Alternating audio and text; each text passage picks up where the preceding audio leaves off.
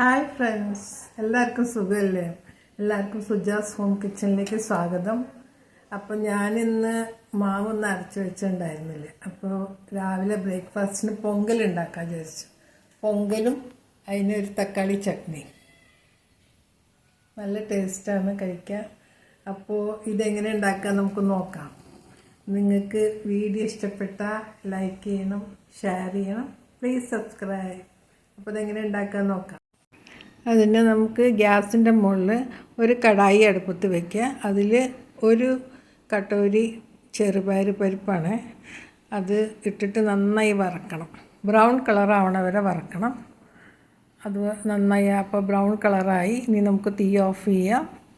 ഇനി നമ്മൾ ആ ചെറുപയർ പരിപ്പ് ഒരു കുക്കർ എടുക്കുക. ചെറുപയർ പരിപ്പ് എടുത്ത അതേ കട്ടോരിയിൽ ഒരു കട്ടോരി പച്ചരി എടുക്കുക. എന്നിട്ട് നമ്മൾ വറുത്ത് വെച്ച ചെറുപയർ പരിപ്പ് ഇട്ടിട്ട് അത് നന്നായിട്ട് കഴുകി കൊണ്ടുവരിക. അതിൽ നമ്മൾ 4 കട്ടോരി തന്നെ വെള്ളം ഒഴിക്കുക. ഏത് പാത്രത്തിലാണ് നമ്മൾ എടുക്കണമെന്ന് വെച്ചാൽ അതിൻ്റെ 4 പാത്രം വെള്ളം ഒഴിക്കുക.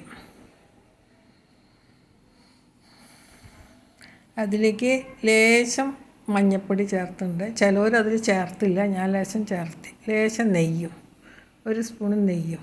അതിൽ ഉപ്പിടണം കേട്ടോ. ഉപ്പിടണം, അതിൽ കാണുന്നില്ല. ഉപ്പിട്ടിട്ട് നമ്മൾ ഈ കുക്കർ അടച്ച് വെച്ചിട്ട് ഒരു 4 വിസിൽ വരണ വരെ നമ്മൾ അടുപ്പത്ത് വെക്കണം. ഇതിന് 4 വിസിൽ വരണേ, അപ്പോഴേ നന്നായിട്ട് വേവുള്ളൂ.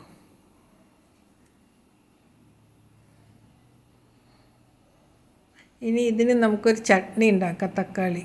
അപ്പോൾ ഒരു കടായി അടുപ്പത്ത് വെച്ച് എണ്ണ ഒഴിച്ച് അതിലേക്ക് തക്കാളി ഇതുപോലെ വലിയ കഷ്ണമാക്കിയിട്ട് ഒന്ന് മുറിച്ച് വയ്ക്കുക. 2 തക്കാളിയാണ്. നമുക്ക് ആവശ്യമനുസരിച്ച് എത്ര വേണമെങ്കിലും ആക്കാം. ഞാനിപ്പോൾ 2 എടുത്തിട്ടുള്ളൂ. അതിലൊരു പച്ചമുളകും ലേശം ഉപ്പിട്ടിട്ട് നമ്മളത് അടച്ചൊന്ന് വേവിക്കുക. ഇടയ്ക്കൊന്ന് അതൊന്ന് ഇളക്കി കൊടുക്കണേ. അതൊന്ന് നന്നായിട്ട് തക്കാളി എണ്ണയിൽ കിടന്നിട്ട് നന്നായിട്ടൊന്ന് വാടണം. നന്നായിട്ട് ഇടയ്ക്കൊന്ന് ഇളക്കി കൊടുത്തിട്ട് അതിനങ്ങനെ അടച്ച് വെച്ച് വയ്ക്കുക. അതിലേക്ക് ലേശം പുളി നമുക്ക് അതിലിട്ട് കൊടുക്കാം. എന്നിട്ട് അതും ഒന്ന് വാടിയ ശേഷം, തണുത്ത ശേഷം നമ്മളത് മിക്സിയിലിട്ടിട്ട് നന്നായിട്ട് അരച്ചെടുക്കാം.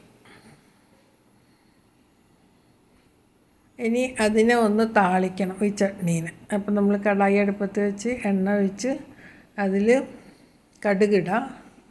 കടുകിട്ടിട്ട് അത് പൊട്ടുമ്പോൾ, കടുക് നന്നായി പൊട്ടുമ്പോൾ ലേശം 5-6 വെളുത്തുള്ളിയാണ് കേട്ടോ. അത് വെളുത്തുള്ളി ഒന്ന് നന്നായിട്ട് വാട്ടുക. അതിൽ കുറച്ച് കറിവേപ്പിൻ്റെ ഇലയും.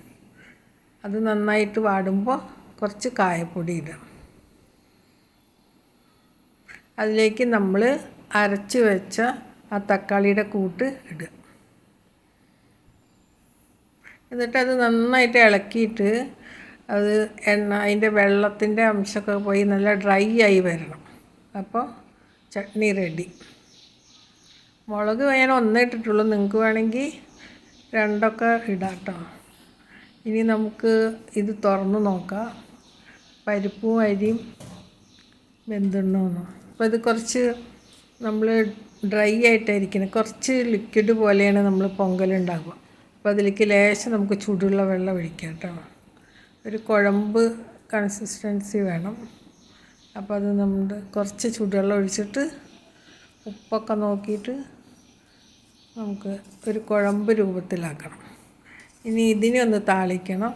അപ്പോൾ നമുക്ക് കടായി അടുപ്പത്ത് വെച്ച് 2 സ്പൂൺ നെയ്യ് ഇടാം. നെയ്യ് നല്ല ചൂടാവുമ്പോൾ അതിലേക്ക് 1 സ്പൂൺ ജീരകം നല്ല പൊട്ടുമ്പോൾ അതിലേക്ക് ഇഞ്ചിയും കുരുമുളകാണ്. കുരുമുളക് ഇങ്ങനെ ചതയ്ക്കാതെ ഇടുക, അതാണ് ഇതിൻ്റെ ഒരു ടേസ്റ്റ്.